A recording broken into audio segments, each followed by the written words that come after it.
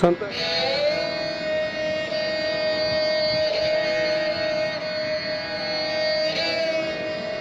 संत अजीत सिंह सकत्तर सरबिंद नाम त्रिविधि जथा अपने विचार पेश करने।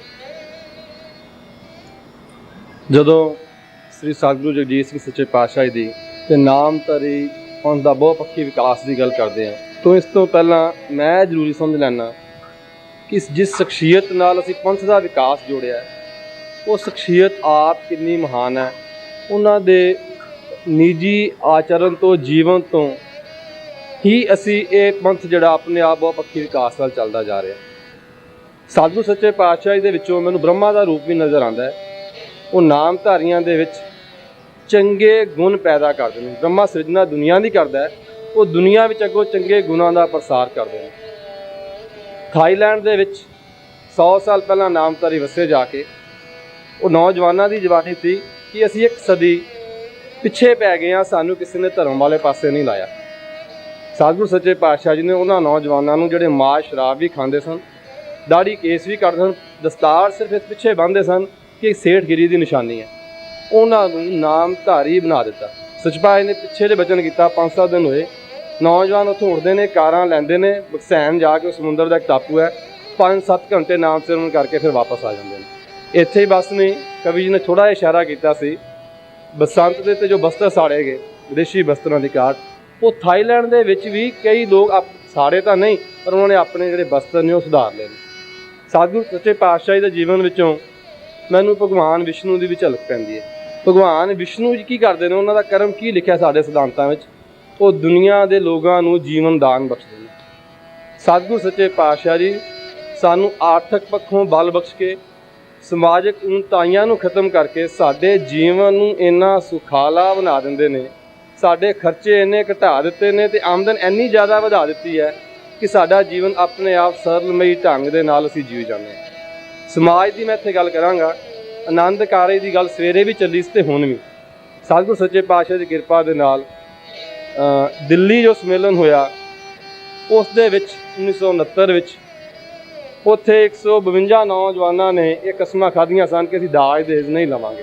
ਪਰ ਸਤਿਗੁਰੂ ਸੱਚੇ ਪਾਤਸ਼ਾਹ ਦੀ ਕਿਰਪਾ ਦੇ ਨਾਲ ਜੋ 1993 ਦਾ ਸੰਮੇਲਨ ਬੰਗਲੌਰ ਵਿਖੇ ਹੋਇਆ, ਉੱਥੇ 1500 ਦੇ ਕਰੀਬ ਜਾਂ 1800 ਦੇ ਕਰੀਬ ਨੌਜਵਾਨ ਪਰਿਵਾਰ ਸਨ ਜੋ ਉੱਥੇ ਗਏ ਹੋਏ, ਉਹਨਾਂ ਸਾਰਿਆਂ ਨੇ ਕਸਮਾਂ ਖਾਧੀਆਂ ਕਿ ਅਸੀਂ ਦਾਜ ਦਹੇਜ ਨਹੀਂ ਲਵਾਂਗੇ।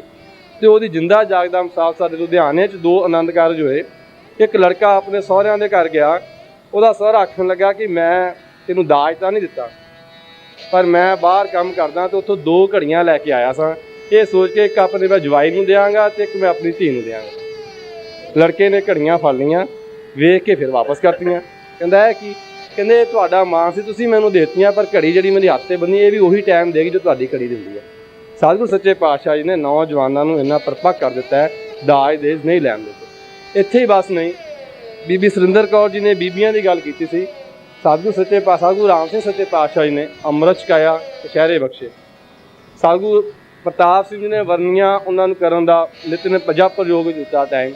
ਸਤਿਗੁਰੂ ਸੱਚੇ ਪਾਤਸ਼ਾਹ ਦੀ ਕਿਰਪਾ ਨਾਲ ਹੁਣ ਬੀਬੀਆਂ ਆਪਣੇ ਅਲੱਗ ਅਖੰਡ ਪਾਠ ਵੀ ਕਰ ਸਕਦੀਆਂ ਨੇ ਅਤੇ ਜੀਵਨ ਨਗਰ ਇਲਾਕੇ 'ਚ ਉਹਨਾਂ ਨੇ ਕੀਤਾ ਵੀ ਹੈ।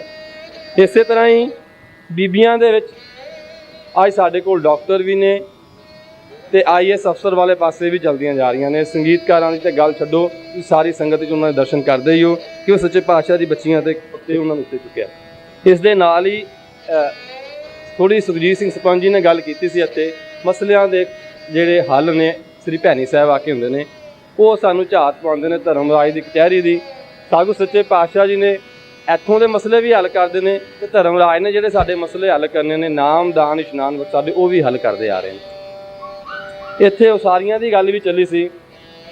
ਮੈਨੂੰ ਯਾਦ ਹੈ ਅੱਜ ਤੋਂ 23 ਸਾਲ ਪਹਿਲਾਂ ਤਾਂ ਸੁਰਿੰਦਰ ਸਿੰਘ ਨੇ ਜਦੋਂ ਸੇਵਾ ਸ਼ੁਰੂ ਕੀਤੀ ਸਚਪਾਈ ਦੇ ਨਾਲ ਲੱਗ ਕੇ, ਮੈਂ ਥੋੜ੍ਹਾ ਇਹਨਾਂ ਦੇ ਨਾਲ ਚਿੱਠੀਆਂ ਲਿਖਦਾ ਹੁੰਦਾ ਸੀ। ਉਦੋਂ ਮੈਨੂੰ ਯਾਦ ਹੈ ਕਦੀ ਕਦੀ ਅਸੀਂ ਜੋ ਇਕੱਠੇ ਬੈਠਣਾ, ਨੌਜਵਾਨ ਸਾਰੇ ਇਕੱਠੇ ਸੀ।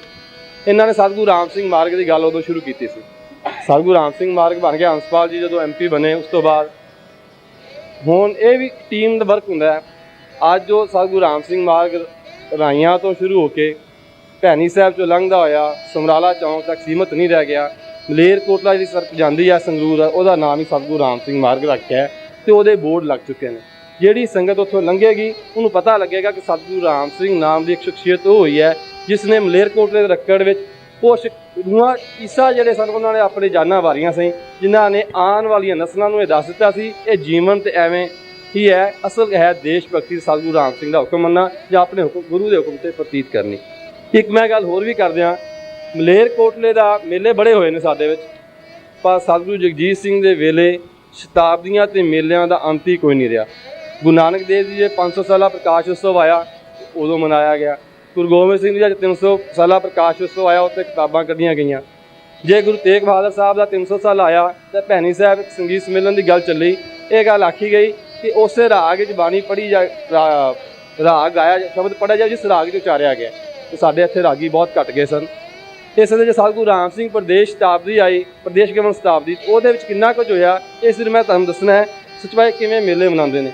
ਉਹ ਸਾਰੇ ਮੇਲਿਆਂ ਦੀ ਗਿਣਤੀ ਅਤੇ ਪ੍ਰਬੰਧ ਦਾ ਜਿੰਦਾ ਜਾਗਦਾ ਮਿਸਾਲ ਸੀ 24 ਜੂਨ 1993 ਦਾ ਮਲੇਰਕੋਟਲੇ ਦਾ ਫੰਕਸ਼ਨ।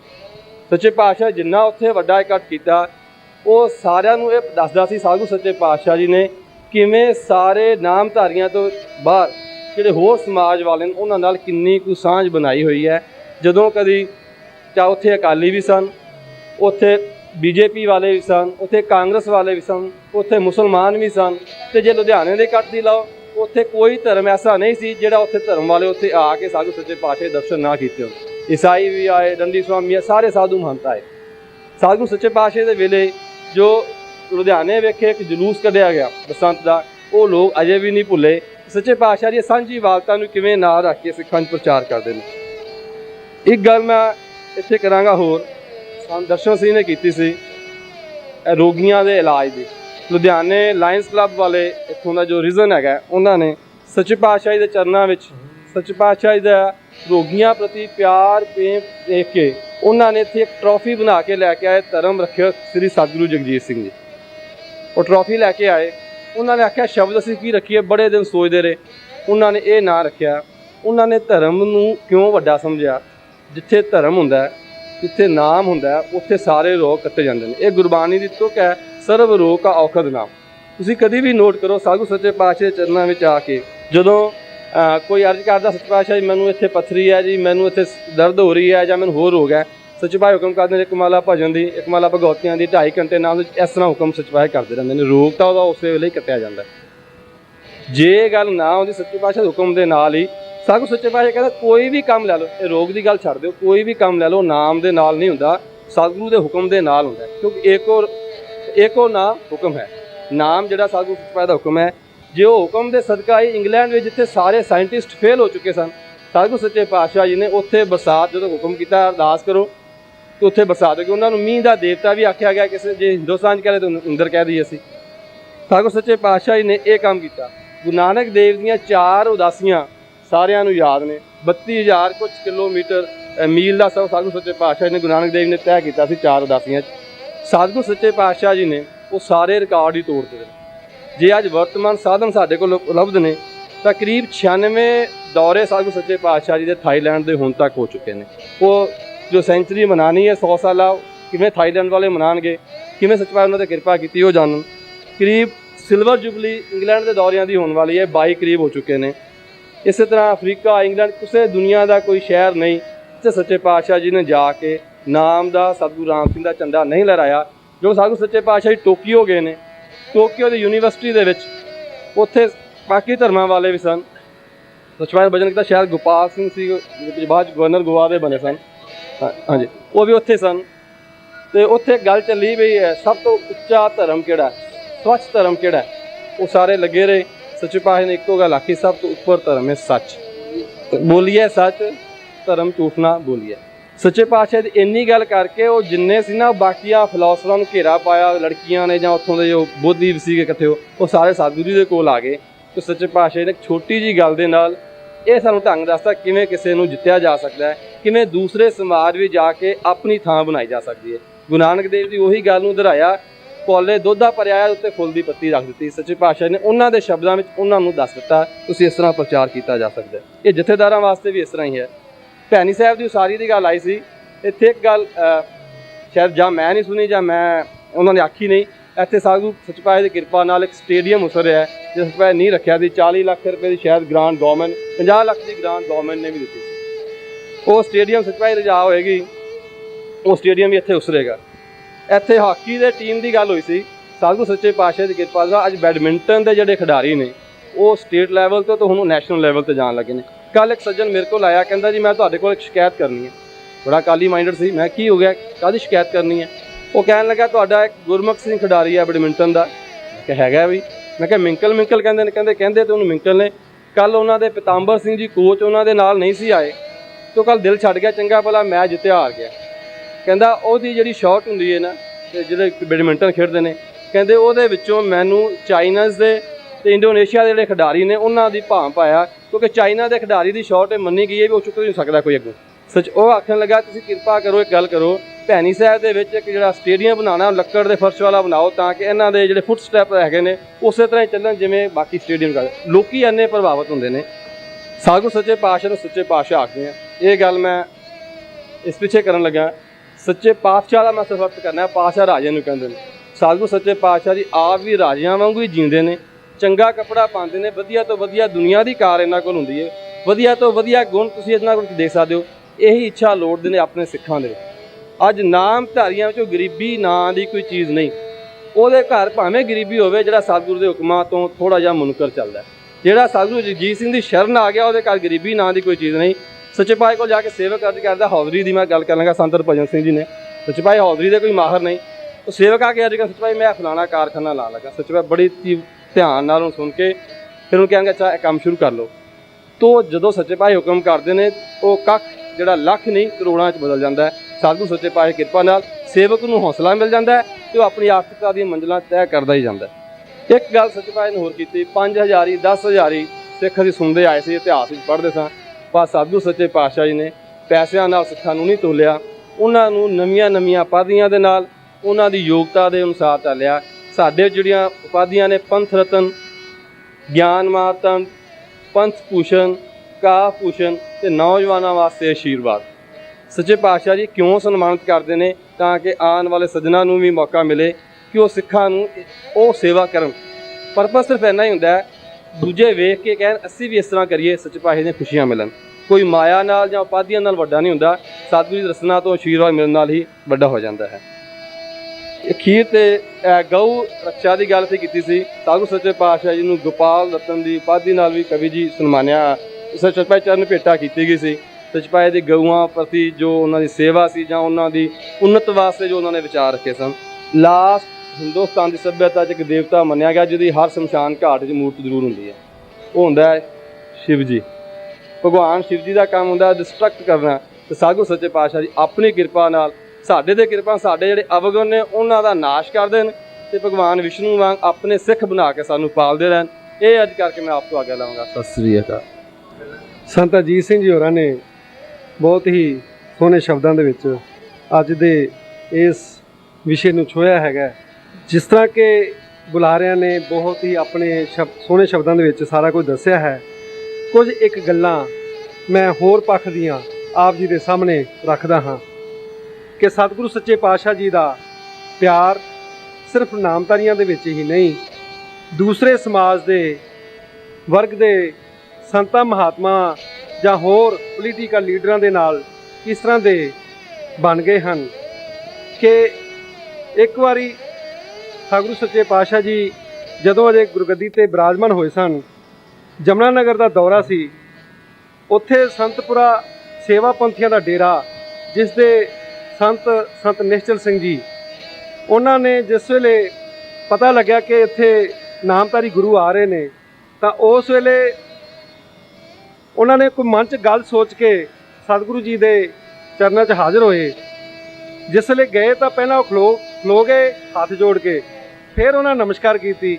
ਜਦੋਂ ਨਮਸਕਾਰ ਕੀਤੀ, ਸੱਚ ਭਾਈ ਇਸ ਤਰ੍ਹਾਂ ਖੱਬੇ ਹਸਤਕਮਲ ਨਾਲ ਇਸ਼ਾਰਾ ਕਰਕੇ ਕੋਲ ਬਿਠਾ ਲਿਆ ਤੇ ਨੇਤਰਮ ਚੱਲ ਰਿਹਾ ਸੀ। ਨੇਤਰਮ ਤੋਂ ਬਾਅਦ ਸੱਚ ਭਾਈ ਹੁਕਮ ਕੀਤਾ, ਸੰਤ ਜੀ ਕੋਈ ਸ਼ਬਦ ਆਪ ਜੀ ਆਖੋ।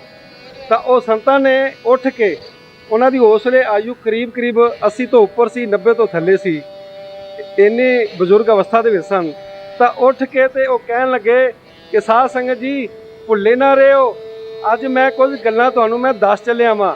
ਕਿ ਮੈਂ ਡੇਰੇ ਤੋਂ ਤੁਰਨ ਲੱਗਿਆ ਮਨ 'ਚ ਸੋਚਿਆ ਸੀ ਕਿ ਉਹ ਗੁਰੂ ਨਾਨਕ ਦੀ ਗੱਦੀ ਦੇ ਵਾਰਿਸ ਆਪਣੇ ਆਪ ਨੂੰ ਕਹਾਉਂਦੇ ਨੇ। ਜੇਕਰ ਉਹ ਗੁਰੂ ਨਾਨਕ ਦੀ ਗੱਦੀ ਦੇ ਵਾਰਿਸ ਨੇ, ਮੈਨੂੰ ਗੁਰੂ ਨਾਨਕ ਦਾ ਰੂਪ ਹੋ ਕੇ ਦਿਖਾਉਣ, ਫੇਰ ਨਮਸਕਾਰ ਕਰਾਂਗਾ। ਜੇ ਉਹ ਗੁਰੂ ਨਾਨਕ ਦੀ ਗੱਦੀ ਦੇ ਵਾਰਿਸ ਨੇ ਤੇ ਗੁਰੂ ਨਾਨਕ ਦੇ ਚੌਖਰੇ ਨਾਮ ਦਾ ਜਾਪ ਹੋ ਰਿਹਾ ਹੋਵੇ ਤਾਂ ਮੈਂ ਮੰਨਾਂਗਾ। ਜੇ ਉਹ ਗੁਰੂ ਨਾਨਕ ਦੀ ਗੱਦੀ ਦੇ ਵਾਰਿਸ ਨੇ ਤਾਂ ਮੈਨੂੰ ਆਪਣੇ ਹਸਤ ਕਮਲ ਦੇ ਨਾਲ ਕੋਲ ਬਿਠਾ ਕੇ ਤੇ ਮੈਨੂੰ ਕੁਝ ਆਖਣ ਵਾਸਤੇ ਕਹਿਣ। ਅੱਜ ਮੇਰੀ ਸਾਰੀਆਂ ਹੀ ਗੱਲਾਂ ਪੂਰੀਆਂ ਹੋ ਗਈਆਂ ਨੇ। ਗੁਰੂ ਨਾਨਕ ਦਾ ਰੂਪ ਹੈ। ਤਾਂ ਜਿੰਨਾ ਸੰਗਤ ਬੈਠੀ ਸੀ ਸਾਰੇ ਮਸਤਾਨੇ ਹੋ ਗਏ। ਇੱਥੇ ਹੀ ਬਸ ਨਹੀਂ, ਜਾਮਨਗਰ ਇੱਕ ਵਾਰੀ ਸਤਿਗੁਰੂ ਸੱਚੇ ਪਾਤਸ਼ਾਹ ਜੀ ਦਰਸ਼ਨ ਦਿੱਤੇ। ਇੱਕ ਡਾਕਟਰ ਸਿੰਧੀ ਸਰਦਾਰ ਡਾਕਟਰੀ ਦੀ ਉੱਥੇ ਉਹਨੇ ਕਲੀਨਿਕ ਖੋਲ੍ਹੀ ਹੋਈ ਸੀ। ਜਿਸ ਵੇਲੇ ਉਹ ਦਰਸ਼ਨ ਕਰਨ ਆਇਆ ਤੇ ਦੂਰੋਂ ਦਰਸ਼ਨ ਕਰਦਿਆਂ ਕਰਦਿਆਂ ਹੀ ਮਸਤਾਨਾ ਹੋ ਕੇ ਡਿੱਗ ਪਿਆ। ਉਹ ਮੈਂ ਗੁਰੂ ਨਾਨਕ ਡਿੱਠਾ, ਉਹ ਮੈਂ ਗੁਰੂ ਨਾਨਕ ਡਿੱਠਾ। ਜਿਉਂ ਮਸਤਾਨਾ ਹੋਇਆ, ਮਸਤਾਨਾ ਹੋ ਕੇ ਬੋਰਾ ਹੋ ਕੇ ਜਿਸ ਵੇਲੇ ਚੁੱਪ ਕਰ ਗਿਆ, ਉੱਠ ਕੇ ਤੇ ਅਰਜ਼ ਕੀਤੀ, ਗਰੀਬ ਨਵਾਜ਼ ਆਪ ਜੀ ਟੁੱਟੇ ਹੋ ਇਸ ਧਰਤੀ ਤੇ, ਮੇਰੇ ਘਰ ਆਪ ਜੀ ਚਰਨ ਪਾਓ। ਸਤਿਗੁਰੂ ਸੱਚੇ ਪਾਤਸ਼ਾਹ ਹੁਕਮ ਕੀਤਾ ਕਿ ਕੀਰਤਨ ਤੋਂ ਬਾਅਦ ਸਿੱਧਾ ਹੀ ਤੁਹਾਡੇ ਘਰ ਚੱਲਾਂਗੇ। ਜਿਸ ਵੇਲੇ ਸਤਿਗੁਰੂ ਸੱਚੇ ਪਾਤਸ਼ਾਹ ਜੀ ਉਹਦੇ ਘਰ ਗਏ ਤਾਂ ਉੱਥੇ ਕੀ ਦੇਖਿਆ ਕਿ ਉਹ ਤਿਆਰੀ ਕਰਕੇ ਗਿਆ ਹੋਇਆ ਸੀ ਘਰੋਂ ਹੀ। 3 ਕਮਰੇ, 3 ਕਮਰਿਆਂ 'ਚ ਉਹਨੇ ਮੰਜੇ ਵਿਛਾਏ ਹੋਏ, ਚਾਦਰਾਂ ਵਿਛਾਈਆਂ ਹੋਈਆਂ। ਉੱਤੇ ਹਰ ਮੰਜੇ ਦੇ ਉੱਤੇ ਡਰਾਈ ਫਰੂਟ ਰੱਖਿਆ ਹੋਇਆ ਵੀ ਜਿਸ ਮੰਜੇ ਤੇ ਵੀ ਸਤਿਗੁਰੂ ਜੀ ਬੈਠਣ, ਡਰਾਈ ਫਰੂਟ ਛਕਣ। ਮਨ ਦੇ ਵਿੱਚ ਸੋਚ ਕੇ ਗਿਆ ਹੋਇਆ ਸੀ। ਤਾਂ ਸਤਿਗੁਰੂ ਸੱਚੇ ਪਾਤਸ਼ਾਹ ਜੀ ਚੱਲਦਿਆਂ ਚੱਲਦਿਆਂ ਹੀ ਇੱਕ ਥਾਲੀ 'ਚੋਂ ਡਰਾਈ ਫਰੂਟ ਲਿਆ ਥੋੜ੍ਹਾ ਜਿਹਾ। ਤਾਂ ਜਿਸ ਵੇਲੇ ਬਾਹਰ ਆਏ ਤੇ ਉਹ ਥਾਲਾ ਚੁੱਕ ਕੇ ਅੱਗੇ ਹੋਇਆ, ਸੱਚੇ ਪਾਤਸ਼ਾਹ ਜੀ ਪ੍ਰਸ਼ਾਦ ਲਵੋ, ਸੱਚੇ ਪਾਤਸ਼ਾਹ ਜੀ ਪ੍ਰਸ਼ਾਦ ਲਵੋ। ਮੈਨੂੰ ਹੌਲੀ ਜੀ ਕਹਿਣ ਲੱਗੇ, ਦਲੀਪ ਮੈਂ ਪਹਿਲਾਂ ਹੀ ਚੁੱਕ ਲਿਆ ਸੀ, ਮੈਨੂੰ ਪਤਾ ਸੀ ਇਹਨੇ ਆਖਣਾ ਸੀ ਪ੍ਰਸ਼ਾਦ ਲਵੋ। ਤੇ ਕਹਿਣ ਲੱਗੇ, ਡਾਕਟਰ ਸਾਹਿਬ ਪ੍ਰਸ਼ਾਦ ਤਾਂ ਮੈਂ ਲੈ ਚੁੱਕਿਆ ਵਾਂ। ਇੰਨਾ ਮਸਤਾਨਾ ਹੋ ਗਿਆ, ਥਾਲਾ ਹੀ ਥੱਲੇ ਡਿੱਗ ਪਿਆ। ਉੱਥੇ ਚਰਨੀ ਢਹਿ ਪਿਆ, ਕਹਿੰਦਾ ਮੇਰੇ ਬੱਚਿਆਂ ਨੂੰ ਸੱਚੇ ਪਾਤਸ਼ਾਹ ਜੀ ਨਾਮਧਾਰੀ ਬਣਾ ਕੇ ਜਾਓ, ਆਪਣੀ ਚਰਨੀ ਲਾਓ। ਇੱਕ ਡਾਕਟਰ ਸਿੰਧੀ ਦੀ ਗੱਲ ਨਹੀਂ ਕਰ ਰਿਹਾ ਮੈਂ, ਇੱਕ ਗੁਜਰਾਤੀ ਡਾਕਟਰ ਦੀ ਦੱਸ ਰਿਹਾ ਕਿ ਸਤਿਗੁਰੂ ਸੱਚੇ ਪਾਤਸ਼ਾਹ ਜੀ ਪਲੇਨ ਤੋਂ ਥੱਲੇ ਉਤਰ ਰਹੇ ਨੇ ਤੇ ਲਾਈਨ ਲੱਗੀ ਹੋਈ ਹੈ, ਫੁੱਲਾਂ ਦੇ ਹਾਰ ਫੜੇ ਹੋਏ ਨੇ ਸਾਰੇ, ਮਤਲਬ ਜਿਹੜੇ ਸ਼ਹਿਰ ਦੇ ਨਿਵਾਸੀ ਸਨ ਪਤਵੰਤੇ ਸੱਜਣ। ਤੇ ਲੰਬਾ ਉੱਚਾ ਟੋਪੀ ਪਾਈ, ਧੋਤੀ ਬੰਨੀ ਹੋਈ ਇੱਕ ਵੈਦ, ਤੇ ਉਹ ਖਲੋਤਾ ਹੋਇਆ ਤੇ ਇਸ ਤਰ੍ਹਾਂ ਕਰਕੇ ਸੱਚੇ ਪਾਤਸ਼ਾਹ ਜੀ ਨੂੰ ਫੁੱਲਾਂ ਦਾ ਹਾਰ ਭੇਟ ਕਰਨ ਲੱਗਾ। ਤਾਂ ਸੱਚ ਭਾਈ ਹੌਲੀ ਜੀ ਕਹਿੰਦੇ, ਵੈਦ ਜੀ ਮੇਰੇ ਨਾ ਅੱਜ ਗਲਾ ਬਹੁਤ ਦੁਖ ਰਿਹਾ ਹੈਗਾ। ਵੈਦ ਤਾਂ ਹੈਰਾਨ ਪਰੇਸ਼ਾਨ, ਕੋਈ ਮੇਰੇ ਬਾਰੇ ਜਾਣਕਾਰੀ ਕਿਹਨੇ ਦੱਸੀ ਹੈ? ਉਸੇ ਵੇਲੇ ਫਟਾਫਟ ਕਹਿਣ ਲੱਗਾ, ਸਰਦਾਰ ਤਾਰਾ ਸਿੰਘ ਜੀ ਮੈਨੂੰ ਗੱਡੀ ਦਿਓ, ਮੈਂ ਦਵਾਈ ਲੈ ਕੇ ਆਵਾਂ। ਗੱਡੀ ਲੈ ਕੇ ਘਰ ਗਏ, ਦਵਾਈ ਲੈ ਕੇ ਡੇਰੇ ਆਏ। ਜਿਸ ਵੇਲੇ ਤਾਂ ਆਉਂਦਿਆਂ ਹੀ ਕਹਿਣ ਲੱਗਾ, ਸੱਚੇ ਪਾਤਸ਼ਾਹ ਜੀ ਇਹ ਥੋੜ੍ਹੀ ਜਿਹੀ ਦਵਾ ਆਪ ਜੀ ਲਈ। ਸੱਚ ਭਾਈ ਇਸ਼ਾਰਾ ਮੈਨੂੰ ਕੀਤਾ ਵੀ ਇਹਨੂੰ ਪੁੱਛੋ ਪੈਸੇ ਕਿੰਨੇ। ਮੈਂ ਕਿਹਾ ਵੈਦ ਜੀ ਇਹਦੇ ਪੈਸੇ ਕਿੰਨੇ? ਕਹਿੰਦਾ ਪੈਸੇ ਕਾਹੇ ਕੇ ਪੈਸੇ? ਕਿਉਂ ਪੈਸੇ? ਸਤਿਗੁਰੂ ਜੀ ਹੈ ਹਮਾਰੇ, ਪੈਸੇ ਕਾਹੇ ਕੇ? ਮੈਂ ਕਿਹਾ ਸਤਿਗੁਰੂ ਸੱਚੇ ਪਾਤਸ਼ਾਹ ਜੀ ਜਾਂ ਤਾਂ ਪੈਸੇ ਦੇ ਕੇ ਦਵਾਈ ਖਾਣਗੇ ਤੇ ਜਾਂ ਫਿਰ ਤੁਸੀਂ ਭਜਨ ਪੁੱਛ ਲਓ ਤੇ ਸਿੱਖ ਬਣ ਜਾਓ, ਫਿਰ ਦਵਾਈ ਲੈਣਗੇ। ਤਾਂ ਉਹ ਵੈਦ ਜੀ ਹੱਥ ਜੋੜ ਕੇ ਖਲੋ ਕੇ ਕਹਿਣ ਲੱਗੇ, ਸੱਚੇ ਪਾਤਸ਼ਾਹ ਮੈਨੂੰ ਆਪਣਾ ਸੇਵਕ ਬਣਾ ਲਓ, ਦਵਾਈ ਜ਼ਰੂਰ ਛਕੋ। ਸੱਚੇ ਪਾਤਸ਼ਾਹ ਜੀ ਦਵਾਈ ਦਾ ਬਹਾਨਾ ਸੀ, ਉਸ ਨੂੰ ਸਿੱਖ ਬਣਾਉਣਾ ਸੀ। ਤਾਂ ਉਸੇ ਜਾਮਨਗਰ ਤੋਂ ਕੁਝ ਕਿਲੋਮੀਟਰ ਬਾਹਰ ਬਾਲਾਚਰੀ ਬੀਚ ਹੈ, ਉੱਥੇ ਸੈਨਿਕ ਸਕੂਲ ਦੇ ਵਿੱਚ ਇੱਕ ਸੰਤੋਖ ਸਿੰਘ ਮਾਸਟਰ ਲੱਗਾ ਹੋਇਆ ਸੀ, ਜਿਹੜਾ ਕਿ ਰਾਏਪੁਰ ਕਲਾਂ ਤੋਂ ਸੀ ਪਿੱਛੋਂ। ਤੇ ਉਹ ਇੰਨਾ ਸ਼ਰਾਬ ਪੀਂਦਾ ਸੀ ਕਿ ਦਿਨੇ ਵੀ ਪੀਂਦਾ ਰਹਿੰਦਾ ਸੀ। ਰਾਏਪੁਰ ਕਿਲੇ ਤੋਂ। ਤਾਂ ਉਹ ਇੰਨੀ ਸ਼ਰਾਬ ਪੀਂਦਾ ਸੀ ਕਿ ਉਹਦੇ ਘਰ ਦੀ ਜਿਹੜੀ ਉਹਦੀ ਜਨਾਨੀ ਸੀ ਬਹੁਤ ਦੁਖੀ ਸੀ। ਉਹਦੇ ਦੋਸਤਾਂ ਨੇ ਬਹੁਤ ਹੀ ਜ਼ੋਰ ਲਾਇਆ, ਡਾਕਟਰਾਂ ਨੇ ਬੜਾ ਜ਼ੋਰ ਲਾਇਆ, ਨਾ ਹੀ ਗੱਲ ਬਣੀ। ਤਾਂ ਸੱਚੇ ਪਾਤਸ਼ਾਹ ਜੀ ਹੁਕਮ ਕੀਤਾ, ਅੱਜ ਨਾ ਇਸ਼ਨਾਨ ਉੱਥੇ ਸਮੁੰਦਰ ਤੇ ਚੱਲਦੇ ਹਾਂ। ਸਮੁੰਦਰ ਤੇ ਚਲੇ ਗਏ। ਜਿਸ ਵੇਲੇ ਸਮੁੰਦਰ ਤੋਂ ਬਾਹਰ ਨਿਕਲੇ ਤੇ ਸੱਚੇ ਹੁਕਮ ਤਾਂ ਇੱਥੇ ਕੋਈ ਜਗ੍ਹਾ ਹੋਵੇ ਨਾ, ਘਰ ਹੋਵੇ, ਤੇ ਉੱਥੇ ਜਾ ਕੇ ਇਸ਼ਨਾਨ ਕਰਕੇ ਬਸਤਰ ਬਦਲ ਲਈਏ। ਇੰਨੇ ਚਿਰ 'ਚ ਮੇਰੇ ਛੋਟੇ ਸਾਲਾ ਸਾਹਿਬ ਉਹ ਦੌੜੇ ਆਏ ਕਿ ਸੰਤੋਖ ਸਿੰਘ ਦੇ ਘਰ ਸੱਚਪਾਈ ਕਿਰਪਾ ਕਰਨ ਤੇ ਉਹਦਾ ਵੀ ਕਸ਼ਟ ਦੂਰ ਹੋ ਜਾਵੇ ਤੇ ਉਹ ਵੀ ਸਿੱਖ ਬਣ ਜਾਵੇ। ਤਾਂ ਸੱਚਪਾਈ ਉਸ ਵੇਲੇ ਹੁਕਮ ਕੀਤਾ, ਉੱਧਰ ਚਲੋ ਜਿੱਧਰ ਇਹਨਾਂ ਨੇ ਕਿਹਾ। ਘਰ ਗਏ, ਸੱਚਪਾਈ ਜਾ ਕੇ ਇਸ਼ਨਾਨ ਕਰਕੇ ਮੰਜੇ ਤੇ ਬੈਠ ਗਏ ਤੇ ਉਹ ਸੰਤੋਖ ਸਿੰਘ ਸਾਹਮਣੇ ਖਲੋ ਗਿਆ। ਤੇ ਸੱਚਪਾਈ ਕਹਿੰਦੇ ਨੇ, ਫਿਰ ਹੁਣ ਕਿੰਨੀ ਕੁ ਹੋਰ ਪੀਣੀ ਹੈ? ਜਦੋਂ ਇੰਨੀ ਗੱਲ ਕੀਤੀ ਤੇ ਉਹ ਤਾਂ ਹੀ ਮਾਰਨ ਲੱਗ ਪਿਆ ਵੀ ਪੀਣ ਵਾਲੀ ਗੱਲ ਤਾਂ ਅਜੇ ਕਿੱਥੋਂ ਪਤਾ ਲੱਗ ਗਈ ਹੈ। ਕਹਿੰਦਾ ਜੀ ਅੱਜ ਤੋਂ ਛੱਡੀ। ਅੱਜ ਤੋਂ ਛੱਡੀ? ਪੀ ਲਾ, ਹੋਰ ਜੀ ਨਹੀਂ ਪੀਣੀ ਹੈ। ਨਹੀਂ ਜੀ ਅੱਜ ਤੋਂ ਛੱਡੀ। ਤਾਂ ਸੱਚਪਾਈ ਦੇ ਨਾਲ ਹੀ ਉਹ ਵਾਪਸ ਜਾਮਨਗਰ ਆ ਗਿਆ। 2 ਦਿਨ ਦਾ ਦੌਰਾ ਸੀ ਨਾਲ ਲਿਆ। ਤਾਂ ਦੂਸਰੀ ਵਾਰ ਜਿਸ ਵੇਲੇ ਦੌਰਾ ਹੋਇਆ ਤੇ ਉਹਦੇ ਨਾਲ ਕੋਈ 8-10 ਲੈਕਚਰਾਰ ਜਿਹੜੇ ਸੀ ਉਹ ਆਏ। ਤੇ ਉਹ ਵੇਖਣ ਕੀ ਆਏ ਕਿ ਇਹ ਛਡਾਈ ਕਿੰਨੇ ਹੈ, ਇਹ ਤਾਂ ਛੱਡਦਾ ਨਹੀਂ ਸੀ, ਛਡਾਈ ਕਿੰਨੇ ਆ, ਅਸੀਂ ਉਹ ਮਹਾਂਪੁਰਖ ਦੇ ਦਰਸ਼ਨ ਕਰਕੇ ਆਈਏ। ਫਿਰ ਸੱਚਪਾਈ ਦੇ ਨਾਲ ਫੋਟੋ ਲੈ ਕੇ ਆਏ। ਮੇਰਾ ਭਾਵ ਕਹਿਣ ਤੋਂ ਹੈ ਕਿ ਦੂਸਰੇ ਲੋਕ ਕਿੰਨੇ ਪ੍ਰਭਾਵਿਤ ਸਤਿਗੁਰੂ ਸੱਚਪਾਈ ਦੇ ਦਰਸ਼ਨ ਕਰਕੇ ਹੁੰਦੇ ਨੇ। ਇੱਥੇ ਹੀ ਬਸ ਨਹੀਂ ਹੈਗੀ, ਬੈਂਕਾਕ ਦੇ ਡਾਕਟਰ ਸੁਚਾਤ, ਉਹਨਾਂ ਦੇ ਬਾਰੇ ਤਾਂ ਬਹੁਤ ਸਾਰਿਆਂ ਨੇ ਵੇਖਿਆ ਕਿ ਜਿਸ ਵੇਲੇ ਇੱਥੇ ਵੀ ਆਏ ਸਨ ਸਾਧੂ ਸੱਚ ਪਾਤਸ਼ਾਹ ਜੀ ਦੇ, ਕਿਵੇਂ ਉਹ ਸੇਵਕ ਸਨ ਔਰ ਕਿਵੇਂ ਸਾਧੂ ਸੱਚ ਪਾਤਸ਼ਾਹ ਉੱਥੇ ਲਿਜਾ ਕੇ ਤੇ ਉਹ ਉਦਘਾਟਨ ਕਰਾਇਆ ਉਹਨਾਂ ਨੇ ਮੰਦਿਰ ਦਾ, ਉਸ ਸਥਾਨ ਦਾ। ਤਾਂ ਇੱਕ ਨਹੀਂ, ਮੈਂ ਦੱਸਦਾ ਹਾਂ ਕਿ ਜਥੇਦਾਰ ਕਿਰਪਾਲ ਸਿੰਘ ਅਕਾਲ ਤਖਤ ਦੇ ਜਥੇਦਾਰ ਬਿਮਾਰ ਹੋਏ ਤੇ ਸੱਚੇ ਪਾਤਸ਼ਾਹ ਜੀ ਹੁਕਮ ਕਰਕੇ ਭੇਜਿਆ ਸੰਤ ਸੁਰਿੰਦਰ ਸਿੰਘ ਜੀ ਤੇ ਨਾਲ ਮੈਨੂੰ, ਤੇ ਨਾਲ ਇੱਕ ਪੈਨ ਤੇ ਇੱਕ ਘੜੀ ਟਾਈਮ ਪੀਸ ਸੀ ਸ਼ਾਇਦ। ਸੱਚੇ ਪਾਤਸ਼ਾਹ ਹੁਕਮ ਕੀਤਾ ਵੀ ਮੇਰੇ ਵੱਲੋਂ ਦੇ ਕੇ ਤੇ ਉਹਦਾ ਹਾਲ ਚਾਲ ਪੁੱਛ ਕੇ ਆਓ। ਜਥੇਦਾਰ ਕਿਰਪਾਲ ਸਿੰਘ ਅਕਾਲ ਤਖਤ ਦਾ ਨਾ ਕਦੀ ਮਿਲਿਆ, ਨਾ ਸੱਚੇ ਪਾਤਸ਼ਾਹ ਕੋਲ ਆਇਆ, ਨਾ ਗੱਲ, ਨਾ ਬਸ ਸੱਚੇ ਪਾਤਸ਼ਾਹ ਸਪੈਸ਼ਲੀ ਭੇਜਿਆ। ਜਿਸ ਵੇਲੇ ਦਿੱਤਾ ਮਾਲਾ ਸੀ ਨਾਲ, ਜਿਸ ਵੇਲੇ ਅਸੀਂ ਦਿੱਤਾ ਤਾਂ ਮਾਲਾ ਸਿਰ ਤੇ ਰੱਖ ਕੇ ਕਹਿ ਮੇਰੇ ਵੱਲੋਂ ਅਰਜ਼ ਕਰਿਓ ਇਹਦੇ ਤੇ ਮੈਨੂੰ ਨਾਮ ਜਪਣ ਦੀ ਕਿਰਪਾ ਕਰਨ। ਜਥੇਦਾਰ ਕਿਰਪਾਲ ਸਿੰਘ ਤੇ ਜਥੇਦਾਰ ਟੌੜਾ ਪਿੱਛੇ ਜੇ ਗੋਲੀ ਲੱਗੀ ਤੇ ਇੱਥੇ ਕੈਂਸਰ ਹਸਪੀਟਲ 'ਚ ਦਾਖਲ, ਤੇ ਸੱਚ ਪਾਤਸ਼ਾਹ ਬਾਹਰ ਬੈਂਕਾਕ ਦਰਸ਼ਨ ਦੇ ਰਹੇ ਹਨ ਤੇ ਹੁਕਮ ਆਇਆ ਸੰਤ ਸੁਰਿੰਦਰ ਸਿੰਘ ਹੋਰਾਂ ਨੂੰ ਕਿ ਉੱਥੇ ਜਾ ਕੇ 2 ਜਣੇ ਜਾਓ ਤੇ ਜਾ ਕੇ ਨਾ ਮੇਰੇ ਵੱਲ ਮਿਲ ਕੇ ਆਓ, ਹਾਲ ਚਾਲ ਪੁੱਛ ਕੇ ਆਓ। ਅਸੀਂ ਗਏ ਤੇ ਜਾ ਕੇ ਜਦੋਂ ਦੱਸਿਆ ਤੇ ਜੱਫੀ ਪਾ ਲਈ। ਕਹਿਣ ਲੱਗੇ ਬਾਬਾ ਜੀ ਨੂੰ ਆਖਿਓ ਮੇਰੇ ਤੇ ਕਿਰਪਾ ਬਹੁਤ ਰੱਖੀ ਹੈ ਤੇ ਕਿਰਪਾ ਰੱਖਣ, ਤੇ ਗੁਟਕਾ ਤੇ ਮਾਲਾ ਸਿਰ ਤੇ ਰੱਖ ਕੇ ਕਹਿਣ ਲੱਗਾ ਉਹਨਾਂ ਦੀ ਕਿਰਪਾ ਦੇ ਨਾਲ ਹੀ ਮੈਂ ਬਚ ਗਿਆ ਹੈਗਾ। ਤਾਂ ਸੱਚ ਪਾਤਸ਼ਾਹ ਜੀ ਫਿਰ ਸਿੱਧਾ ਟੈਲੀਫੋਨ ਦੇ ਉੱਤੇ ਵੀ ਉਹਦਾ ਹਾਲ ਚਾਲ ਪੁੱਛਿਆ। ਤੇ ਇੱਥੇ ਬਸ ਨਹੀਂ, ਸੁਰਜਨ ਸਿੰਘ ਠੇਕੇਦਾਰ ਹਾਰਟ ਅਟੈਕ ਦੇ ਨਾਲ ਲੰਮਾ ਪਿਆ ਹੋਇਆ ਹਸਪੀਟਲ ਦੇ ਵਿੱਚ। ਹਾਂ, ਇਹਨੇ ਸਾਰਾ ਜ਼ੋਰ ਲਾ ਕੇ ਇਹ ਮੁਹਿੰਮ ਖੜੀ ਕੀਤੀ ਕਿ ਨਾਮਧਾਰੀ 12 ਗੁਰੂਆਂ ਨੂੰ ਮੰਨਣ ਵਾਲੇ ਨੇ, ਇਹ ਨੇ ਉਹ ਨੇ। ਹਾਂਜੀ, ਇਹ ਗੋਲੀਆਂ ਉਹਨਾਂ ਦੇ ਮਸ਼ੀਨ ਜਿਹੜੇ ਇਹ ਅੱਤਵਾਦੀਆਂ ਦਾ ਮੁੱਢ ਜਿਹੜਾ ਸੀ ਨਾ, ਇਹ ਭੈਣੀ ਸਾਹਿਬ ਨੂੰ ਦੌਰਾਨ ਵਾਲਾ ਸੀ ਠੇਕੇਦਾਰ ਸੁਰਜਨ ਸਿੰਘ।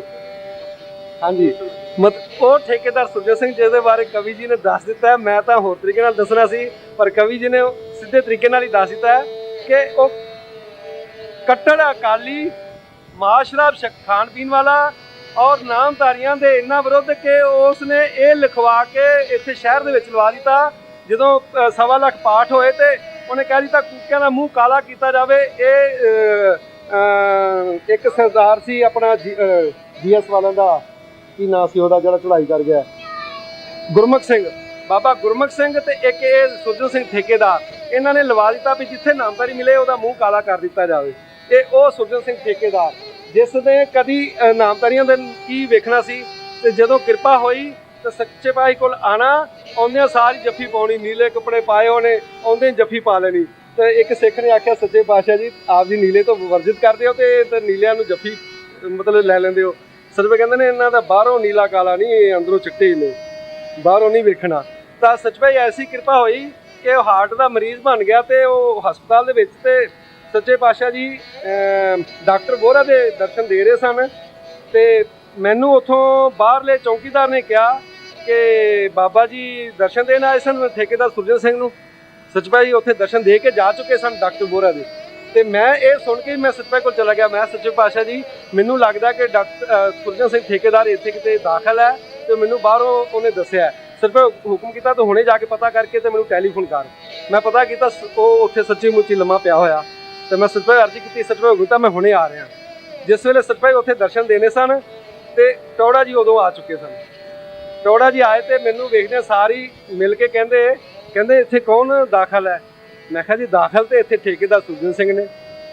ਉਹ ਤਾਂ ਉੱਥੇ ਤੇ ਮੈਂ ਚੱਲਿਆ ਵਾਂ, ਪਰ ਤੁਸੀਂ ਕਿਉਂ ਇੱਥੇ ਖਲੋਤੇ ਹੋ। ਮੈਂ ਕਿਹਾ ਇੱਥੇ ਸੱਚੇ ਪਾਤਸ਼ਾਹ ਜੀ ਉਹਨਾਂ ਨੂੰ ਦਰਸ਼ਨ ਦੇਣੇ ਨੇ। ਕਹਿੰਦਾ ਹੈ ਬਾਬਾ ਜੀ ਆ ਰਹੇ ਨੇ, ਠੀਕ ਹੈ ਮੈਂ ਵੀ ਇੱਥੇ ਰੁਕਾਂਗਾ। ਤਾਂ ਟੌੜਾ ਜੀ ਉੱਥੇ ਰੁਕ ਗਏ। ਸੱਚੇ ਪਾਤਸ਼ਾਹ ਜੀ ਕੁਝ ਦੇਰ ਉੱਥੇ ਲਾਈ, 20-25 ਮਿੰਟ ਜ਼ਿਆਦਾ ਲੱਗ ਗਏ ਤੇ ਉੱਤੋਂ ਸੁਨੇਹਾ ਆਇਆ ਟੌੜਾ ਜੀ ਦਾ ਵੀ ਮੈਂ ਜਲਦੀ ਜਾਣਾ ਸੀ ਕਿਤੇ, ਤੇ ਬਾਬਾ ਜੀ ਕਿੰਨੀ ਦੇਰ ਤੱਕ ਆਉਣਗੇ। ਮੈਂ ਕਿਹਾ ਹੁਣ ਅੰਦਰੋਂ ਯਾਦ ਕਰੋ ਤੇ ਜਲਦੀ ਆ ਜਾਣਗੇ। ਜਦ ਨੂੰ ਸੱਚੇ ਪਾਤਸ਼ਾਹ ਜਿਸ ਵੇਲੇ ਆਏ ਤਾਂ ਅੰਦਰ ਟੌੜਾ ਜੀ ਤੇ ਸੁਰਜਨ ਸਿੰਘ ਠੇਕੇਦਾਰ ਇਹ ਦੋਨੋਂ ਉੱਠ ਕੇ ਤੇ ਇਸ ਤਰ੍ਹਾਂ ਚਰਨੀ ਹੱਥ ਲਾਉਣ ਲੱਗੇ। ਟੌੜਾ ਜੀ ਨੂੰ ਤਾਂ ਲਾਉਣ ਦਿੱਤਾ ਤੇ ਸੁਰਜਨ ਸਿੰਘ ਠੇਕੇਦਾਰ ਨੂੰ ਫੜ ਕੇ ਕਹਿੰਦੇ ਨਹੀਂ ਤੁਸੀਂ ਬੈਠੇ ਰਹੋ, ਤੁਸੀਂ ਮਰੀਜ਼ ਹੈਗੇ ਹੋ, ਤੁਸੀਂ ਉੱਤੇ ਬੈਠੇ ਰਹੋ। ਤੇ ਚਰਨ ਉੱਤੇ ਰੱਖ ਕੇ ਤੇ ਕਹਿੰਦੇ ਨੇ ਇੱਥੇ ਤੁਸੀਂ ਨਮਸਕਾਰ ਕਰ ਲਓ। ਇਹ ਜਿਹੜੀ ਗੱਲ ਮੈਂ ਇਸ ਵਾਸਤੇ ਦੱਸਣ ਲੱਗਾ ਕਿ ਉਹਨਾਂ ਦੇ ਨਾਲ ਮੈਂ ਉਹ ਦੱਸਣ ਲੱਗਾ ਨਾ ਉੱਥੇ ਆਉਣ ਲੱਗਾ। ਇਹ ਇਸ ਵਾਸਤੇ ਮੈਂ ਗੱਲ ਦੱਸਣ ਲੱਗਾ ਕਿ ਸੱਚੇ ਪਾਤਸ਼ਾਹ ਜੀ ਜਿਸ ਵੇਲੇ ਦਰਸ਼ਨ ਦੇ ਕੇ ਉੱਥੇ ਅੱਧਾ ਘੰਟਾ ਬਚਨ ਵਿਲਾਸ ਖਾੜਕੂ ਬਾਅਦ ਉਸ ਵੇਲੇ ਬਹੁਤ ਸੀ, ਤਾਂ ਉਸ ਵੇਲੇ ਟੌੜਾ ਜੀ ਤੇ ਸੁਰਜਨ ਸਿੰਘ ਹੋਰਾਂ ਨੇ ਇਹ ਗੱਲ ਉੱਥੇ ਇਹ ਕਹੀ ਕਿ ਇਹ ਜੋ ਚੱਲ ਰਿਹਾ ਨਾ ਇਹਨੂੰ ਬਚਾਉਣਾ ਆਪ ਜੀ ਦੇ ਵੱਸ ਹੈ, ਸਾਡੇ ਵੱਸ ਕੁਛ ਨਹੀਂ। ਇਹ ਉਹਨਾਂ ਨੇ ਉੱਥੇ ਕਹੀ। ਸਾਡੇ ਕੋਲ ਨਾ ਟੇਪ ਰਿਕਾਰਡ ਸੀ ਉੱਥੇ, ਨਾ ਕੁਛ ਸੀ, ਅਸੀਂ ਰਿਕਾਰਡ ਨਾ ਕਰ ਸਕੇ। ਤਾਂ ਇਹ ਸ਼ਬਦ ਉਸ ਵੇਲੇ ਅਸੀਂ ਕੋਲ ਖਲੋਤੇ ਸੁਣੇ ਤਾਂ ਕਿਸ ਤਰ੍ਹਾਂ ਅਸੀਂ ਕੋਈ ਐਸਾ ਸਾਧਨ ਨਹੀਂ ਸੀ ਹੈਗਾ। ਤਾਂ ਫਿਰ ਉਸ ਤੋਂ ਬਾਅਦ ਸੱਚੇ ਪਾਤਸ਼ਾਹ ਜੀ ਇੱਕ ਵਾਰੀ ਫਿਰ ਦਰਸ਼ਨ ਜਿਸ ਵੇਲੇ ਦਿੱਤੇ ਤੇ ਉੱਠ ਕੇ ਖਲੋ ਕੇ ਸੁਰਜਣ ਠੇਕੇਦਾਰ ਕਹਿੰਦਾ ਜੀ ਆਪ ਜੀ ਦੀ ਕਿਰਪਾ ਦੇ ਨਾਲ ਮੈਂ ਬਚ ਗਿਆ। ਤਾਂ ਜਿਸ ਵੇਲੇ ਠੀਕ ਹੋਇਆ ਟੈਲੀਫੋਨ ਆਇਆ, ਦਲੀਪ ਸੱਚੇ ਪਾਤਸ਼ਾਹ ਜੀ ਕਿੱਥੇ ਨੇ? ਮੈਂ ਕਿਹਾ ਸ੍ਰੀ ਭੈਣੀ ਸਾਹਿਬ ਨੇ, ਅੱਜ ਮੈਂ ਜਾਣਾ ਦਰਸ਼ਨ ਕਰਨੇ ਨੇ, ਮੈਂ ਠੀਕ ਹੋ ਕੇ ਆ ਗਿਆ ਹਸਪਤਾਲ ਤੋਂ। ਤੇ ਇੱਥੇ ਜਿਸ ਵੇਲੇ ਆਏ ਤੇ ਸਾਹਮਣੇ ਸਾਰੀ ਸੰਗਤ ਬੈਠੀ ਤੇ ਬੈਠ ਗਏ। ਤਾਂ ਸੱਚ ਭਾਈ ਹੁਕਮ ਕੀਤਾ ਵੀ ਠੇਕੇਦਾਰ ਜੀ ਕੁਝ ਆਖਣਗੇ। ਉੱਠ ਕੇ ਖਲੋ ਗਏ, ਕਹਿਣ ਲੱਗੇ ਮੈਨੂੰ ਬਾਬਾ ਜੀ ਨੇ ਬਚਾਇਆ, ਜੇ ਕਿਰਪਾ ਨਾ ਕਰਦੇ ਤਾਂ ਮੈਂ ਜਾ ਚੁੱਕਿਆ ਸੀ। ਇਹਨਾਂ ਦੀ ਕਿਰਪਾ ਦੇ ਨਾਲ ਮੈਂ ਬਚ ਕੇ ਇੱਥੇ ਆਇਆ ਤੇ ਇਹਨਾਂ ਦੇ ਦਰਸ਼ਨ ਕਰ ਰਿਹਾ। ਤੇ ਸਾਧ ਸੰਗਤ ਜੀ ਮਾਂ ਸ਼ਰਾਬ ਤੋਂ ਪਰਹੇਜ਼ ਕਰਿਆ ਕਰੋ। ਮੈਨੂੰ ਸੱਚ ਭਾਈ ਇਸ਼ਾਰਾ ਕੀਤਾ, ਪੁੱਛ ਲੈ ਜਰਾ ਕਿ ਇਹਨਾਂ ਇਹ ਖਾਂਦਾ ਕਿ ਨਹੀਂ ਖਾਂਦਾ। ਜਿਸ ਵੇਲੇ ਮੈਂ ਪੁੱਛਿਆ ਤੇ ਉਹ ਕਹਿਣ ਲੱਗਾ ਚੁੱਪ ਵੀ ਕਰ, ਤੂੰ ਤੇ ਉਜਾਗਰ ਕਰ ਦਿੱਤਾ। ਤੇ ਉਹ ਕਹਿੰਦਾ ਆ ਗਿਆ। ਫਿਰ ਮੈਂ ਲੱਗਾ ਉੱਠ ਕੇ ਕਹਿਣ ਤਾਂ ਆਪ ਆ ਕੇ ਕਹਿੰਦਾ ਬਾਬਾ ਜੀ ਮੇਰੇ ਤੇ ਕਿਰਪਾ ਕਰੋ, ਅੱਜ ਤੋਂ ਮੈਂ ਛੱਡਿਆ। ਮੈਂ ਖਾਂਦਾ ਸੀ ਅੱਜ ਤੱਕ, ਅੱਜ ਤੋਂ ਮੈਂ ਛੱਡਿਆ। ਉਸ ਤੋਂ ਬਾਅਦ ਇਹ ਹੁਣੇ ਮੂਵਮੈਂਟ ਇੱਕ ਚੱਲੀ ਤੇ ਉਹ ਜੇਲ੍ਹ 'ਚ ਚਲੇ ਗਏ। ਜੇਲ੍ਹ 'ਚੋਂ ਆ ਕੇ ਤੇ ਅਸੀਂ ਕੁਦਰਤੀ ਕਿਸੇ ਫੰਕਸ਼ਨ ਵਾਸਤੇ ਕਹਿਣ ਵਾਸਤੇ ਗਏ। ਕਹਿੰਦਾ ਦਲੀਪ ਸਿਆਂ ਭਈ ਬੜਾ ਉੱਥੇ ਗੰਦ ਐਤਕਾਂ ਘੁੱਲਿਆ। ਮੈਂ ਕਿਹਾ ਕੀ ਗੱਲ? ਰਾਮਪੁਰਾ ਫੂਲ ਦੀ ਜੇਲ੍ਹ ਦੇ ਵਿੱਚ ਸਾਂ, ਟੌੜਾ, ਤਲਵੰਡੀ, ਮੈਂ, ਬਾਦਲ, ਹੀਰਾ ਸਿੰਘ ਗਾਬੜੀਆ, ਸਾਰੇ ਜਥੇਦਾਰ ਜਿੰਨੇ ਸਾਂ। ਤੇ ਸ਼ਾਮ ਪਈ ਤੇ ਸਭ ਦੀਆਂ ਵਾਛਾਂ ਖਿਲ ਗਈਆਂ ਕਿ ਹੁਣ ਕੁੱਕੜ ਮਿਲਣਗੇ ਤੇ ਸ਼ਰਾਬ ਮਿਲੇਗੀ। ਤੇ ਕਹਿੰਦਾ ਸਿਰਫ ਬਚੇ ਅਸੀਂ ਦੋ ਜਾਣੇ, ਇੱਕ ਕਹਿੰਦਾ ਮੈਂ, ਇੱਕ ਹੀਰਾ ਸਿੰਘ ਗਾਬੜੀਆ। ਕਹਿੰਦਾ ਮੈਨੂੰ ਜ਼ੋਰ ਲਾਉਣ ਪੇ ਠੇਕੇਦਾਰਾ ਤੂੰ ਖਾਂਦਾ ਐ ਖਾ। ਕਹਿੰਦਾ ਮੈਂ ਨਹੀਂ ਹੁਣ ਖਾ ਸਕਦਾ, ਹੁਣ ਮੈਂ ਬਾਬਾ ਜੀ ਕੋਲ ਮੰਨ ਆਇਆ ਵਾਂ, ਹੁਣ ਮੈਂ ਖਾ ਨਹੀਂ ਸਕਦਾ ਹੈਗਾ। ਇਹ ਗੱਲ ਉਸ ਠੇਕੇਦਾਰ ਨੇ ਕਹੀ।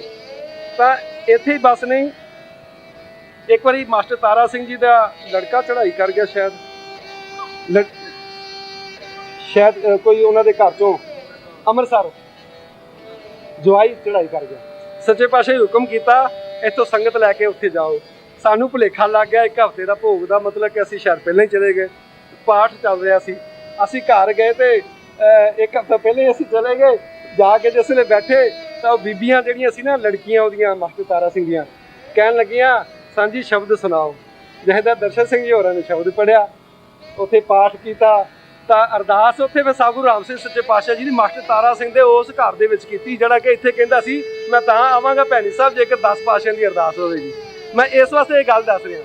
ਪਰਿਕਰਮਾ ਦੇ ਵਿੱਚ ਸਾਧੂ ਰਾਮ ਸਿੰਘ ਜੀ ਜਿੱਥੇ ਨਾਂ ਨਹੀਂ ਸੀ ਲਿਆ ਜਾਂਦਾ, ਲੈਣ ਦਿੰਦੇ, ਹਰਿਮੰਦਰ ਸਾਹਿਬ ਦੀ ਪਰਿਕਰਮਾ, ਸਾਧੂ ਸੱਚੇ ਪਾਤਸ਼ਾਹ ਜੀ ਦੀ ਕਿਰਪਾ ਦੇ ਨਾਲ ਜਦੋਂ ਕਾਰ ਸੇਵਾ ਕਰਨ ਵਾਸਤੇ ਉੱਥੇ ਜਥਾ ਗਿਆ ਤਾਂ ਉਹ ਸਾਰੀ ਪਰਿਕਰਮਾ 'ਚ ਸਾਧੂ ਰਾਮ ਸਿੰਘ ਦਾ ਜੈ ਜੈਕਾਰ ਹੋਇਆ। ਉਸ ਸਟੇਜ ਦੇ ਉੱਤੋਂ ਸਤਿਗੁਰੂ ਰਾਮ ਸਿੰਘ, ਸਾਧੂ ਜਗਜੀਤ ਸਿੰਘ ਜੀ ਦਾ ਜੈ ਜੈਕਾਰ ਹੋਇਆ। ਔਰ ਉਸ ਵੇਲੇ ਸਾਹਿਬ ਸਿੰਘ ਗ੍ਰੰਥੀ ਸੀ, ਹੈੱਡ ਗ੍ਰੰਥੀ ਸਤਿਗੁਰੂ ਜਗਜੀਤ ਸਿੰਘ ਜੀ ਦਾ, ਉਹਨੇ ਧੰਨਵਾਦ ਕੀਤਾ। ਤੇ ਬਾਬਾ ਖੜਕ ਸਿੰਘ ਜੀ ਨੇ ਸਤਿਗੁਰੂ ਰਾਮ ਸਿੰਘ ਦਾ ਨਾਂ ਲੈ ਕੇ ਵਿਰਾਗ ਹੀ ਹੋ ਗਿਆ, ਰੋਣ ਹੀ ਲੱਗ ਪਿਆ ਕਿ ਇਹ ਜਿਹੜੀ ਜਗ੍ਹਾ ਸਥਾਨ ਹੈ ਇਹ ਬਚਾਈ ਸਤਿਗੁਰੂ ਰਾਮ ਸਿੰਘ ਜੀ ਨੇ ਔਰ ਇਹਨਾਂ ਕੂਕੇ ਨੇ। ਇਹ ਗੱਲਾਂ ਉਸ ਪਰਿਕਰਮਾ 'ਚ ਹੋਈਆਂ। ਮੇਰਾ ਭਾਵ ਕਹਿਣ ਤੋਂ ਹੈ ਕਿ ਸਤਿਗੁਰੂ ਜਗਜੀਤ ਸਿੰਘ ਦੀ ਕਿਰਪਾ ਦੇ ਨਾਲ ਇਹ ਸਾਰਾ ਕੁਝ ਜਿਹੜਾ ਹੁੰਦਾ ਹੈ। ਹੁਣ ਸੰਤ ਦਰਸ਼ਨ ਸਿੰਘ ਜੀ ਦਿੱਲੀ ਹੁਣੇ ਚੜਾਈ ਕੀਤੇ ਨੇ, ਜਿਹੜੇ ਕਿ ਰਾਧਾ ਸਵਾਮੀ ਮੰਨਦੇ ਨੇ। ਤਾਂ ਉਹ ਸੱਚੇ ਪਾਤਸ਼ਾਹ ਜੀ ਨੂੰ ਉਹਨਾਂ ਨੇ ਬੁਲਾਉਣਾ, ਸਟੇਜ ਤੇ ਆਪ ਬਿਠਾਲਣਾ, ਆਪ ਚੌੜੀ ਕਰਨੀ। ਇੱਥੇ ਕਿੰਨੇ ਮੈਂ ਸੰਤਾਂ ਦਾ ਨਾਂ ਲਵਾਂ ਜਿੱਥੇ ਜਾਂਦੇ ਸਚਪਾਈ, ਕਿਸ ਤਰ੍ਹਾਂ ਸੰਤ ਆਪ ਨਮਸਕਾਰ ਕਰਕੇ ਤੇ ਸਚਪਾਈ ਸੇਵਾ ਦੇ ਹਾਜ਼ਰ ਹੋ ਜਾਂਦੇ ਨੇ। ਤੇ ਬਾਬਾ ਚਰਨ ਸਿੰਘ ਜੀ ਦੇ ਹਾਰਟ ਦੀ ਟਰਬਲ ਹੋਈ ਤੇ ਸਚਪਾਈ ਇੱਥੋਂ ਸਵੇਰੇ ਸਵੇਰੇ ਦਰਸ਼ਨ ਦੇਣ ਚਲੇ ਗਏ। ਤੇ ਜਿਸ ਵੇਲੇ ਉੱਥੇ ਦਰਸ਼ਨ ਦਿੱਤੇ ਤੇ ਉਸ ਤੋਂ ਬਾਅਦ ਉਹ ਜਿਸ ਵੇਲੇ ਚੜ੍ਹਾਈ ਕੀਤੇ ਸਚਪਾਈ ਫਿਰ ਦੁਬਾਰਾ ਉੱਥੇ ਦਰਸ਼ਨ ਦੇਣ ਗਏ।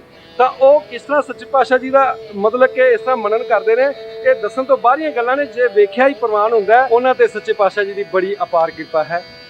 ਜਿੱਥੇ ਵੀ ਉਹ ਦੀਵਾਨ ਲਾਉਂਦੇ ਨੇ ਉਹ ਸੱਚੇ ਪਾਤਸ਼ਾਹ ਜੀ ਨੂੰ ਬਹੁਤ ਯਾਦ ਕਰਦੇ ਨੇ। ਉਹ ਘਟਨਾ ਫਤਿਹਗੜ੍ਹ ਸਾਹਿਬ ਦੀ ਹੈ, ਜਿੱਥੋਂ ਦੀ ਸੂਬਾ ਮੇਲਾ ਸਿੰਘ ਜੀ ਦੱਸ ਰਹੇ ਨੇ ਕਿ ਸੱਚੇ ਪਾਤਸ਼ਾਹ ਜੀ ਦੇ ਚਰਨਾਂ 'ਚ ਅਰਜ਼ ਕੀਤੀ ਉਹ ਦਰਸ਼ਨ ਦੇਣ ਵਾਸਤੇ। ਸਚਪਾਈ ਹੁਕਮ ਕਰਕੇ 5 ਸਿੱਖਾਂ ਨੂੰ ਭੇਜਿਆ। ਤਾਂ ਉੱਥੇ ਝੰਡਾ ਚੜ੍ਹਾਉਣ ਦੀ ਲਹਿਰਾਂ, ਉਹ ਕੀ ਕਹਿੰਦੇ ਹੁੰਦੇ ਨਿਸ਼ਾਨ ਸਾਹਿਬ, ਉਹ ਚੜ੍ਹਾਉਣ ਦੀ ਰਸਮ ਅਦਾ ਕਰ ਰਹੇ ਸੀ। ਤਾਂ ਉੱਥੇ ਫਿਰ ਜਿਸ ਵੇਲੇ ਪਹੁੰਚੇ ਤੇ ਉਹ ਸੰਤ ਜੀ ਕਹਿਣ ਲੱਗੇ ਕਿ ਸੱਚੇ ਪਾਤਸ਼ਾਹ ਜੀ 5 ਪਿਆਰੇ ਭੇਜ ਦਿੱਤੇ ਨੇ, ਹੁਣ ਇਹੀ ਝੰਡਾ ਲਹਿਰਾਉਣਗੇ। ਤਾਂ ਉਹ ਫਿਰ ਸੂਬਾ ਜੀ ਹੋਰਾਂ ਨੇ ਇਹਨਾਂ ਨੇ ਕੀਤਾ। ਤੇ ਸਤਿਗੁਰੂ ਸਚਪਾਈ ਸਵੇਰੇ ਫਿਰ ਆਸੇ ਦੀ ਵਾਰ 'ਚ ਜਦੋਂ ਦਰਸ਼ਨ ਦਿੱਤੇ ਤਾਂ ਉੱਥੇ ਫਿਰ ਉਹਨਾਂ ਨੇ ਇਹ ਸ਼ਬਦ ਪੜ੍ਹਿਆ, ਤ੍ਰਿਸ਼ਨਾ ਮਿਟ ਗਈ ਸਤਿਗੁਰੂ ਦਾ ਦਰਸ਼ਨ ਕਰਕੇ, ਤ੍ਰਿਸ਼ਨਾ ਮਿਟ ਗਈ ਸਤਿਗੁਰੂ ਦਾ ਦਰਸ਼ਨ ਕਰਕੇ। ਤੇ ਇੱਥੇ ਨਹੀਂ, ਇੱਕ ਵਾਰੀ ਦੀਵਾਨ ਇੱਥੇ ਲੱਗਿਆ। ਅੱਛਾ ਪ੍ਰਭੂ ਰਾਮ ਸਿੰਘ ਨਿਸ਼ਪਲ ਪਾਰਕ ਚ ਹਾਂ, ਪਰਸੋਂ ਉਹਨਾਂ ਨੇ ਦੀਵਾਨ ਦੇ ਵਿੱਚ ਇਹ ਗੱਲ ਆਖੀ ਹੈ। ਆਸਨ ਜੀ ਕਿ ਜੇ ਅੱਜ ਸਿੱਖੀ ਦਾ ਬੀਜ ਬਚਾਇਆ ਆ ਤੇ ਸੰਗੂ ਜਗਜੀਤ ਸਿੰਘ ਨੇ ਬਚਾਇਆ, ਸੰਗੂ ਕਿ ਜੇ ਗੁਰੂ ਨਾਨਕ ਦੀ ਗੱਦੀ ਉੱਤੇ ਗੱਦੀ ਦਾ ਮਾਲਕ ਹੈ ਤਾਂ ਸੰਗੂ ਜਗਜੀਤ ਸਿੰਘ ਆ, ਤੇ ਭੁੱਲੇ ਨਾ ਫਿਰਿਓ ਤੁਸੀਂ। ਇਹ ਗੱਲ ਉਹਨਾਂ ਨੇ ਖੁੱਲ੍ਹਿਆ ਲੋਕਾਂ ਦੇ ਵਿੱਚ ਇਹ ਗੱਲ ਉੱਥੇ ਪ੍ਰਚਾਰ ਕਰ ਰਹੇ ਨੇ। ਇੱਥੇ ਹੀ ਬਸ ਨੇ ਹਾਂਜੀ, ਸੰਤ ਮਹਿੰਦਰ ਸਿੰਘ ਜੀ ਖੰਡੇ ਵਾਲੇ ਬੜੇ ਐਸਲੇ ਆਪਣੇ ਆਪ ਦੇ ਉੱਚ ਕੋਟੀ ਦੇ ਸੰਤ ਨੇ। ਸਾਧੂ ਸੱਚੇ ਪਾਤਸ਼ਾਹ ਜੀ ਚਰਨਾਂ ਚਾਰਜ ਕਰਕੇ ਉਹ ਆਪਣੇ ਡੇਰੇ ਖੰਡੇ ਲੈ ਗਏ। ਆਪ ਥੱਲੇ ਬੈਠ ਕੇ ਚੌਰੀ ਫੜ ਕੇ ਨਾ ਚੌਰੀ ਕਰਨ ਲੱਗ ਪਏ ਤੇ ਉੱਥੇ ਕੀ ਕਹਿੰਦੇ ਸਾਧ ਸੰਗਤ ਜੀ ਭੁੱਲੇ ਨਾ ਰਿਓ, ਇਹ ਮੇਰੇ ਦਾਦਾ ਗੁਰੂ ਨੇ ਹੈਰਾਨ ਹੋ ਗਈ ਸੰਗਤ।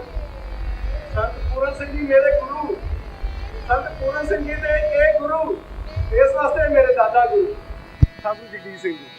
ਸੰਤ ਪੂਰਨ ਸਿੰਘ ਜੀ ਇੱਥੇ ਜਿਹੜੇ ਆਪਣੇ ਮੋਹਨ ਸਿੰਘ ਹੋਰਾਂ ਦੇ, ਹਾਂਜੀ, ਉਹਨਾਂ ਦੇ ਉਹ ਭਜਨ ਪੁੱਛ ਕੇ ਤੇ ਉਹ ਸੰਤ ਮਹਿੰਦਰ ਸਿੰਘ ਜੀ ਅੱਜ ਕੱਲ੍ਹ ਬਣੇ ਹੋਏ ਨੇ ਬਹੁਤ ਤਗੜੇ, ਆਪਣੇ ਉਹਨਾਂ ਨੇ ਸਿੱਖੀ ਸੇਵਕੀ ਬਣਾਈ ਹੋਈ ਹੈ।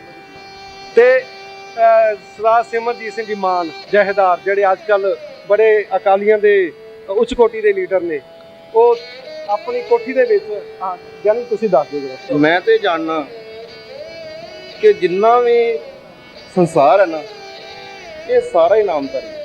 ਕੋਈ ਵੀ ਸਰੀਰ ਸੱਚੇ ਪਾਤਸ਼ਾਹ ਦੇ ਹੁਕਮ ਤੋਂ ਬਾਹਰ ਨਹੀਂ ਹੈ। ਉਸ ਦਿਨ ਵੇਖਿਆ ਜਿਸ ਦਿਨ ਸਿਮਰਜੀਤ ਸਿੰਘ ਮਾਨ ਖੁਦ ਆਪ ਚੱਲ ਕੇ ਆਇਆ, ਅਕਾਲੀ ਦਲ ਮਾਨ ਦਾ ਪ੍ਰਧਾਨ ਜਿਹੜਾ ਐਸਪੀ ਬਣਿਆ, ਉਸ ਵੇਲੇ ਸਰਵਿਸ ਕਰਦੇ ਹੁੰਦੇ ਸਨ।